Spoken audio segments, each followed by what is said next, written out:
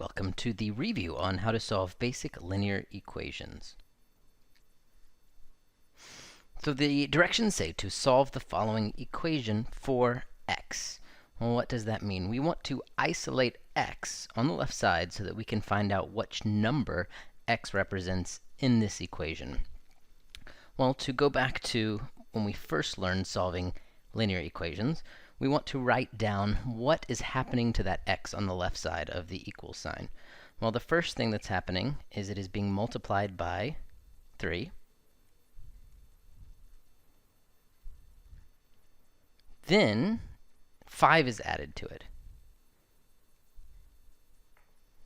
What we want to do is we want to do those operations in reverse order and backwards because we want to undo the operations that are being done to the x.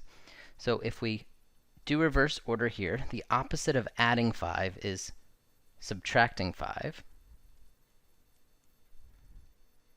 And the opposite of multiplying by 3 is dividing by 3. So let's do that to this equation. If we want to undo the adding 5 by subtracting 5, what we do to one side of the equation, we must do to the other side of the equation. Otherwise, it would not be a true equality. So if we subtract 5 from the left side, we have to do that also to the right side. Well, what you notice is on the left side, if you subtract 5 from a positive 5, those cancel each other out, and we only have 3x left on the left side of the equation. And on the right side of the equation, we have 12. The next step is we're going to undo the multiplication by 3 by dividing by 3. So if we do that to the left side, if we divide by 3, we have to do the same thing to the right side to keep the equality. Well, on the left side, 3 divided by 3 is 1. Well, we don't write 1x, we just write x. And on the right side, 12 divided by 3 is 4. So we get our solution, x equals 4. Well, let's check to make sure that that holds true. If we plug back in or substitute 4 into the equation for x, we get 3 times 4 plus 5 equals 17. Well, let's check that. 3 times 4 is 12 plus 5 equals 17, and 12 plus 5 is 17. 17 equals 17. That is true. Let's look at another example. Here we have two operations. I'm not going to write them this time, but x is being first divided by 2, and then we subtract 5 from it. So if we do that in reverse order, the opposite of subtracting 5 is adding 5. So we're going to add 5 to both sides. On the left side, we still have x divided by 2, but of course the 5's cancel, one negative and one positive. And on the right side, we have 8. The opposite of dividing by 2 is multiplying by 2.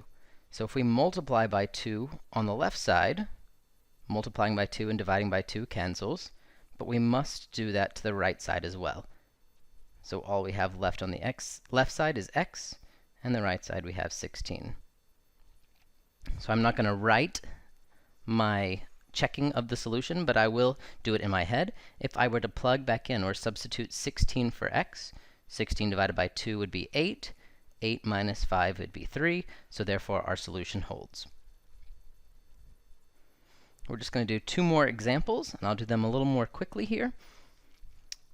If we look at the x, it's being multiplied by a negative 4, and then we have the 7 on the outside. Now the reason I wanted to show this example is because we could, if we wanted to, rewrite the left side of the equation as negative 4x plus 7 equals 1. So I just switched the order there, right? Because order of addition does not matter. So if we're adding a negative 4x plus 7, it's the same thing as 7 and a negative 4x.